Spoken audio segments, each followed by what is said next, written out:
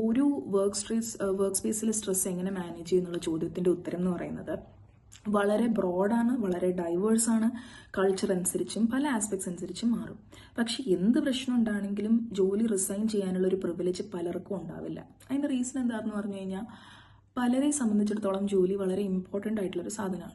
അപ്പം എത്ര അബ്യൂസ് അനുഭവിച്ചാലും ജോലി സ്ഥലത്ത് കണ്ടിന്യൂ ചെയ്ത് പോകേണ്ട ഒരവസ്ഥ പലർക്കും ഉണ്ടാവുന്നുണ്ട്. വിച്ച് ഇസ് ആക്ച്വലി വളരെ സങ്കടകരമായിട്ടുള്ളൊരു കാര്യമാണത്. അപ്പം പിന്നെ പലരും ഇപ്പം തന്നെ നമ്മൾ കേട്ടില്ലേ 10 മണിക്കൂർ ജോലി, അതായത് എന്താ പറയുക, ഒരു വീക്ക് 90 hours ജോലി ചെയ്യൂ, 150 hours ജോലി ചെയ്യൂ എന്നൊക്കെ പറയുന്ന കുറേ ആളുകളുണ്ട്.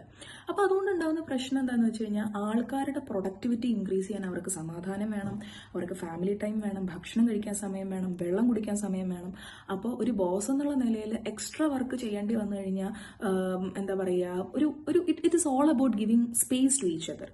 ഇപ്പോൾ ഒരു ചെറിയ കൺസൾട്ടൻസിയിലാണെങ്കിൽ ബോസിന് റിലാക്സ് ചെയ്യാനുള്ള സ്പേസ് എംപ്ലോയീസും കൊടുക്കണം, എംപ്ലോയീസിന് റിലാക്സ് ചെയ്യാനുള്ള ഒരു സ്പേസ് എന്താ പറയുക ആൾക്കാരും കൊടുക്കണം. അതുപോലെ നിങ്ങളുടെ പേഴ്സണാലിറ്റിയും നിങ്ങളുടെ വർക്ക് സ്പേസിലെ കൾച്ചറും ഒക്കെ അനുസരിച്ചിട്ടായിരിക്കും അതിനൊരു സൈക്കോളജിസ്റ്റിന് സജഷൻ കൊടുക്കാൻ പറ്റുക.